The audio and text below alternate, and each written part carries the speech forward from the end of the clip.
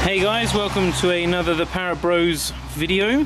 Today we're going to be doing discs and pads on the front of an Audi TT Quattro 225. I believe these are the 312mm.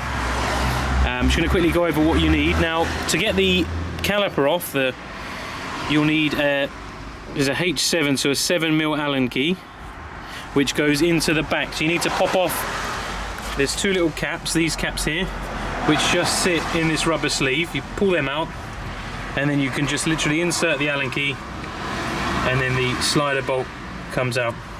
Once you've got them two done, you'll need a flat-headed screwdriver and then just pop off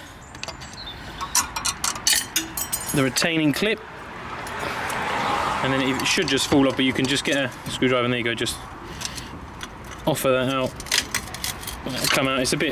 This one's a bit rusty as it's not been done in a very long time, but I'll get it off on camera and then I'll show you how to do the rest. Right, so you've now got the caliper itself off, which is, like I said, these two Allen key bolts on the back. That lifts off, put that up out here. Now we'll come back to the carrier itself. You can see there's 1, 2, 18 mils, and then you just undo them, and once they're undone you can just lift the carrier off. And obviously my disc hasn't got a retaining screw because whoever fitted it didn't put one on, or it's the old one snapped in there, which is quite common. And then you can lift your disc off and there you have it, discs and pads off. So what we're going to be doing, the pads itself, literally just pull out, the front one falls out and the back one has a retaining clip which sits inside the caliper piston, and it actually just sort of yanks out. Now what we're going to do, clean the face of this, we're also going to clean inside these grooves here, which is where your pads are going to slide backwards and forwards, so they need to be nice and clean, and we'll put some non-metallic grease on that as well just to help with slipping, and then we'll start to put the parts back on again and I'll show you the process. Right, so here we've got the discs and pads off, old pads and new pads, old disc and new disc. Now all I've done is keyed the face of this because it was a little bit rusty where it had been sat on the car for a few months before they broke the car. The disc and pad that come off the broken car was done maybe 800 miles, so they're pretty much like new. You can see the thickness is still really good compared to the state of this old one. Now this old one had actually had some issues with binding, or the caliper wasn't very good. You've got this ridge here and the ridge there, which if you get the inner pad you can see there's lines on it where it's actually been digging in more. And the funny thing is the actual thickness on the back pad is a lot less than the front pad. I'll put them together. See the difference in thickness?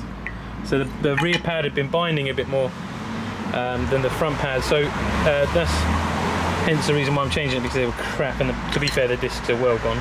A good thing to remember when you're doing disc and pads is always put the discs together and just make sure they're the same size, because you don't want to put it on, get them off, stripped out and all that, then realise that you've been given the wrong discs. Or you could just measure them at 312mm, these ones. So yeah, now we'll go back to fitting. I've cleaned the bracket on the carrier, as you can see in there, it's all shiny now. We'll get some grease on that and then we'll start the assembly process, and I'll come back to you in a minute.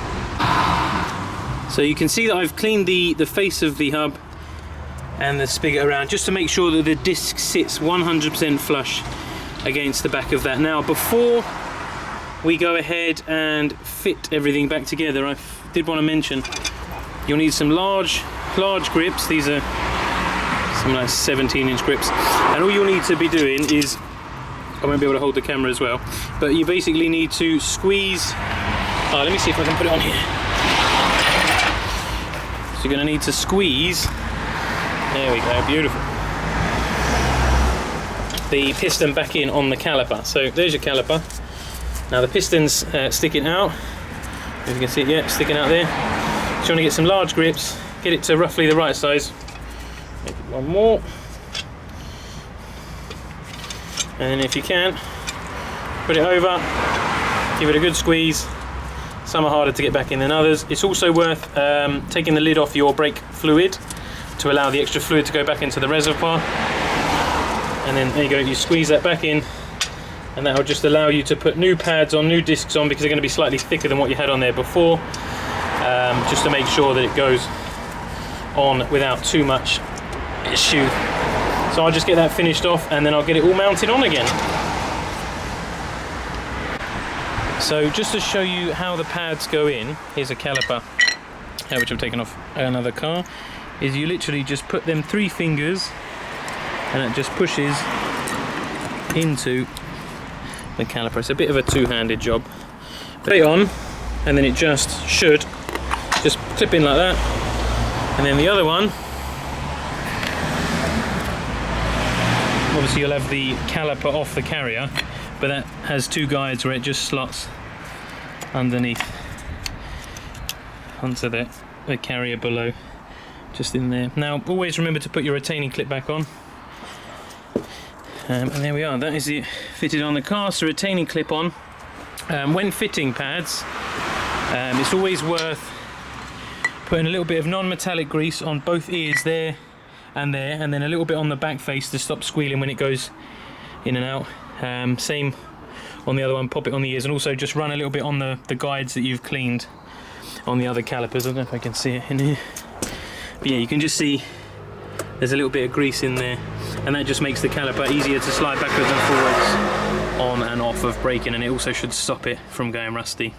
Another thing to point out is if the caliper, I've done this not so long ago, but the caliper bolt that you undo here, the Allen key bolt, if you slide that out, you can take the bolt out, which is this one here, this bolt, and you can see this one's not too bad, but you can actually take it out and just run a bit of scotch or something on it just to key the surface, just to get it smooth again, and then put again a bit of non-metallic grease in there, and that just makes it easier to slide backwards and forwards under braking. Now I've used some APEC brake grease, non-metallic grease. I know people use copper slip, but I'm not a fan of that on braking components, so I'll use that on the wheel bolts just to stop the wheel bolts going rusty in the hub, but besides that I use the non-metallic grease. So there you have it, discs and pads fitted on the front. I hope you enjoyed, guys, and hope you found it helpful. Any tips or tricks that you do, please feel free to share with myself and everyone else, as we're one big community. So there we have it, new disc and pads on the Audi TT. Thanks for watching, guys.